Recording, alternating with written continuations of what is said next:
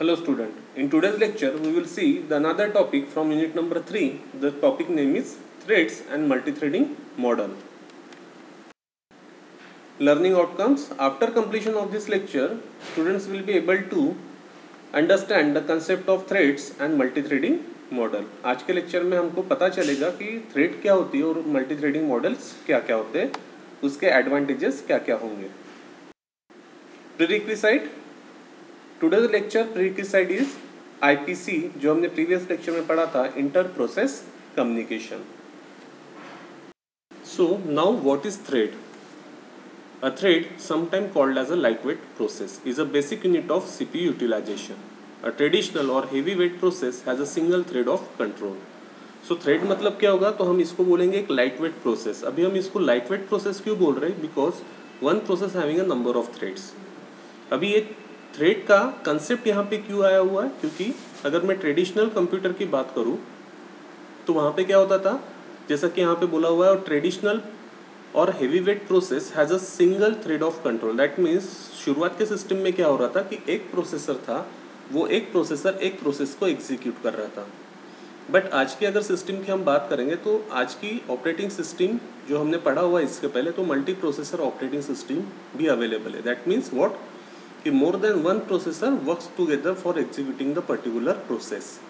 So in that case one process is divide into the number of सब process, जिसको हम यहाँ पे बोलेंगे thread.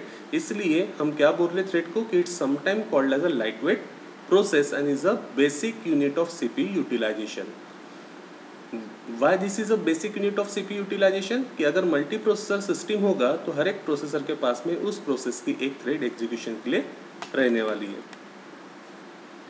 If a process has a multiple thread of control, it can be more than one task at a time. अगर एक process की number of thread रहेगी तो क्या होगा कि एक टाइम पे हम एक से ज़्यादा टास्क एग्जीक्यूट कर सकते हैं. That means at a same time number of threads execute होगी. Thread is associated with the thread ID, a program counter, a register, set and a stack.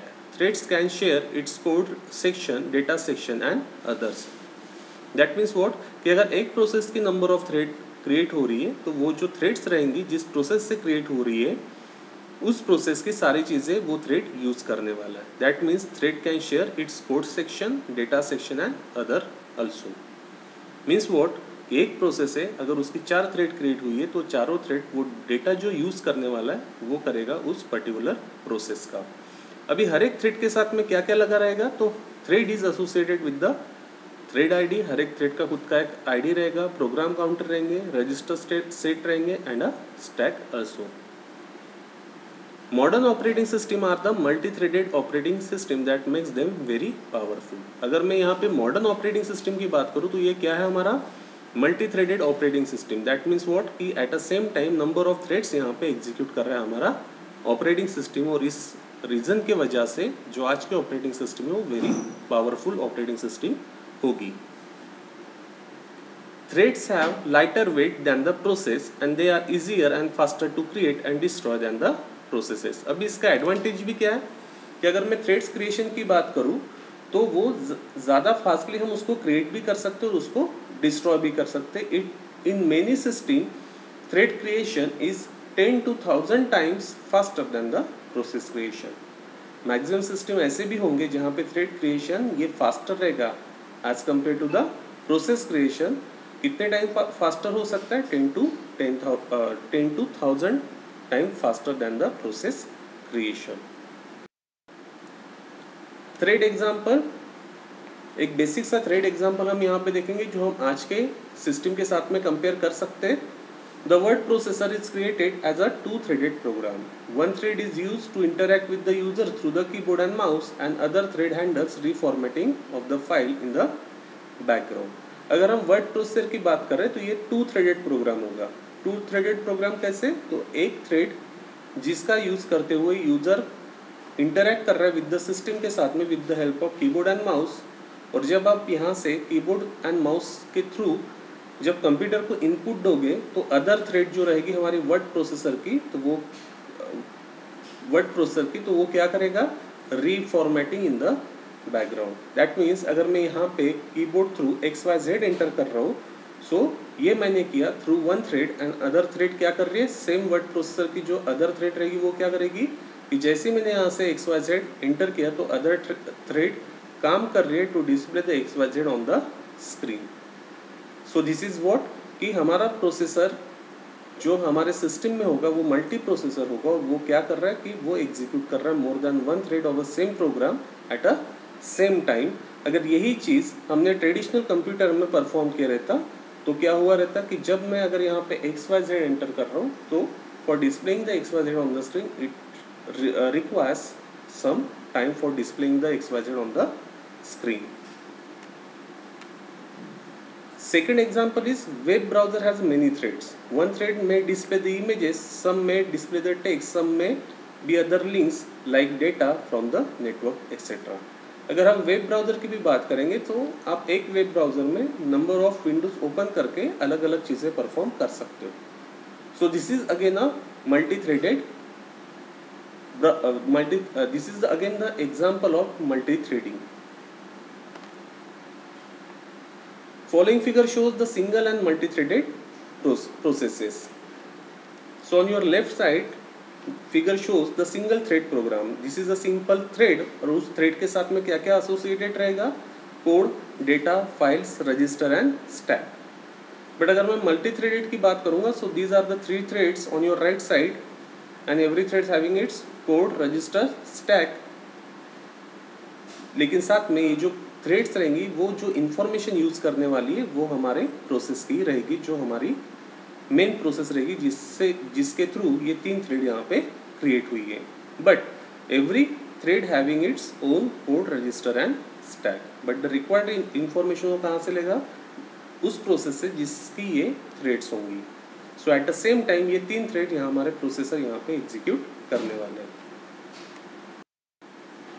अभी बेनिफिट्स ऑफ मल्टी थ्रेडिंग क्या होगा, जिसको हम advantages of multi threading भी बोल सकते हैं। So first one is responsiveness. Multi threading is an interactive application में allow a program to continue running even if a part of it is block. Multi threading का सबसे best example क्या होगा हमारे लिए, तो हमने प्रीवियस स्लाइड में उसके बारे में डिस्कस कर लिया। अकॉर्डिंग टू द एग्जाम्पल अगर मैं यहाँ पे बेनिफिट्स की बात करूँ तो first one is responsiveness. That means what कि अगर मल्टी थ्रेडिंग की अगर मैं यहाँ पे बात कर रहा हूँ तो कुछ पार्ट अगर इसका ब्लॉक हो जाए तो हमारा अदर पार्ट जो रहेगा हमारे प्रोसेस का वो एग्जीक्यूट होते रहेगा। For example in a multi threaded web browser could still allow a user interaction in one thread while an image is being loaded in the another thread. एक another thread में हमारी image load हो रही है, फिर भी जो हमारा वेब ब्राउजर रहता है वो हमको अलाउ करता है वेब ब्राउजर के साथ में इंटरैक्ट करने के लिए। So this is the first benefit, responsiveness. Second one is resource sharing. By default threads share the memory and the resource of the process to which they belong. For example a multi threaded word processor allows all the threads to have access to the document being edited. That means what, यहाँ पे हम resource sharing भी कर सकते हैं with the help of multi threading, with the help of thread. That means यहाँ पे क्या हो रहा है कि thread share the memory and resources of the process to which they belong. Means एक प्रोसेस की अगर नंबर ऑफ थ्रेड्स बन रही है तो हमारे लिए हर एक थ्रेड के लिए अलग अलग रिसोर्सेज की अरेंजमेंट करने की ज़रूरत नहीं है। सेम रिसोर्सेज में नंबर ऑफ थ्रेड्स उस प्रोसेस की एग्जीक्यूट हो जाएगी। सो this is the another benefit of the multi threading. Economy. Because the threads share the resources of process to which they belong, it is more economical to create and switch the threads than create and the context switching process. क्योंकि हमारा process creation and thread creation and thread termination ये easily हो सकता है, और क्योंकि हमारे thread जो है ये रिसोर्स शेयर कर सकते हैं इसलिए ज़्यादा इकोनॉमिकल होगा to create a thread and switch a thread than context switching process. So यहाँ पे हमारा यहाँ पे कुछ ना कुछ पैसा भी बचाने वाला है। Next one is utilization of multi processor architecture. The benefits of multi threading can be greatly increase in a multi processor architecture where each thread may be running in parallel on a different processor. सबसे ज़्यादा important हमको जो benefit यहाँ पे मिल रहा है वो मिल रहा है हमको मल्टी प्रोसेसर आर्किटेक्चर के लिए, जो अभी हमने थोड़ी देर पहले डिस्कस किया कि मल्टी प्रोसेसर सिस्टम में क्या हो रहा है कि एक से ज़्यादा प्रोसेसर वर्क कर रहे for executing a processor. So वो वर्क कैसे करेगा to break this process into number of threads. So every processor execute the particular thread so that कि at the same time number of threads of that particular process executed by the processor. So किसी process को execute होने के लिए 10 मिली second लग सकते हैं. अभी वो प्रोसेस हमारी यहाँ पे एग्जीक्यूट होगी within 4 to 5 millisecond और less than 4 to 5 milli second.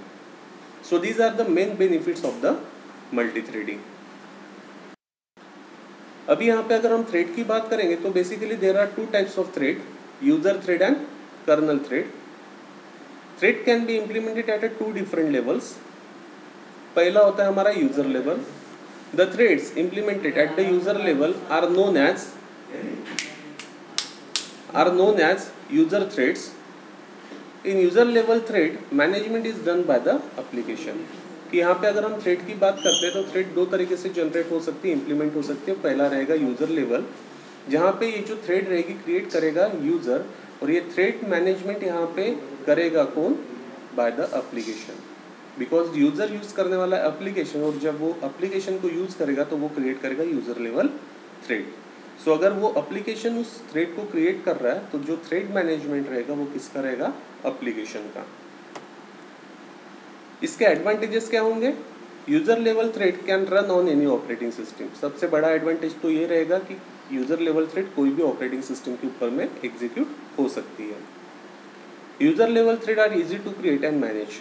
अगर मैं यहाँ पे यूजर लेवल थ्रेड को क्रिएट अगर मुझे करना है और मैनेज अगर करना है तो वो यहाँ पे ज़्यादा ईजी रहने वाला है. सेकेंड वन होता है हमारा kernel level thread. The threads implemented at the kernel level are known as kernel thread. They are completely handled by the operating system scheduler.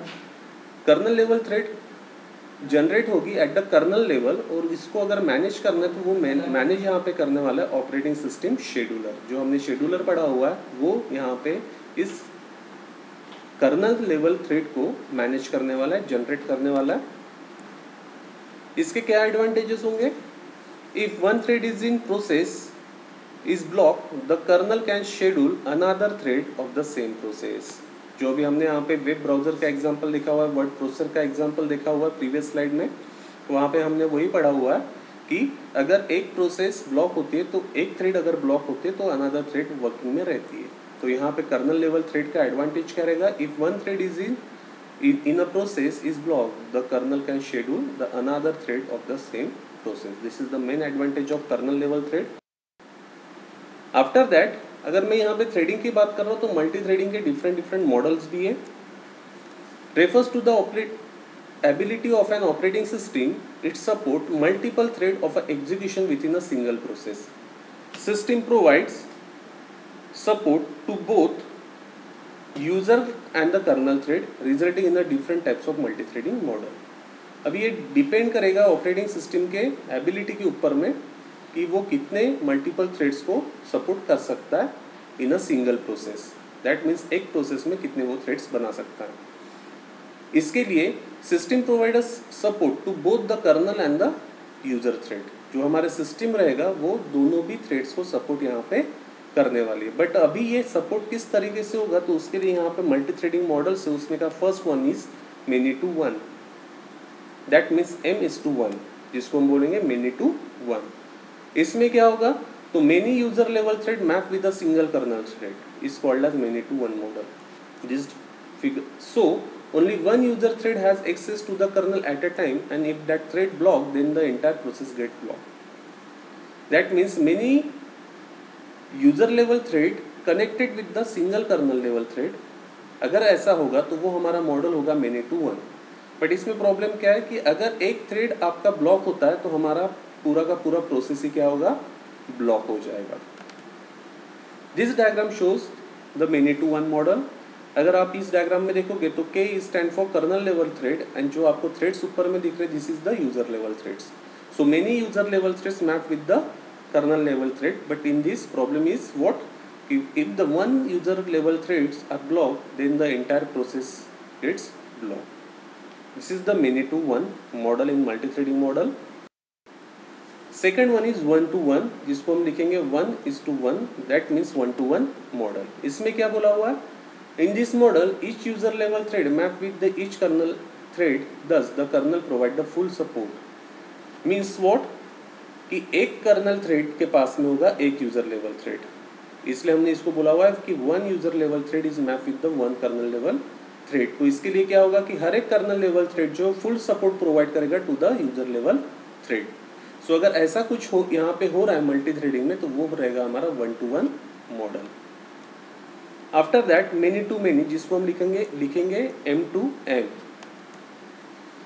इसमें क्या होगा, allows many user level threads are to be map with the many और lesser number of kernel thread. Number of user level thread जो रहेगी वो map होगी to the many और lesser number of kernel thread. For example इस diagram में अगर आप देखोगे, so there are 4 user level threads and only 3 kernel level threads. तो इसमें क्या होगा कि ये होगा हमारा मेनी टू मेनी मॉडल्स, जिसमें क्या होगा कि many user threads are map with the many kernel threads और less than the many kernel threads. जैसा कि यहाँ पे 4 यूजर लेवल थ्रेड्स है, that means many user level threads, और नीचे में अगर आप देखोगे तो 3 कर्नल लेवल थ्रेड्स है, that means many kernel level threads, but इसमें क्या है कि less than the user level threads. There are 4 user level threads and only 3 kernel level threads. So this model represent the many to many model. These are the some MSBT question. Draw and explain the concept of thread. Draw and explain the multi-threading model. Define user thread and kernel thread. Define thread. And explain the benefits of multi-threading. These are the some MSBT important question जो आपको final exam में पूछे जा सकते हैं. Summary of learning. In today's lecture we learn about the threads and the multi-threading model. आज के lecture में हमने डिस्कस किया कि थ्रेड क्या होता है और मल्टी-थ्रेडिंग मॉडल्स क्या रहेंगे. In the next lecture we will learn the process commands. Thank you.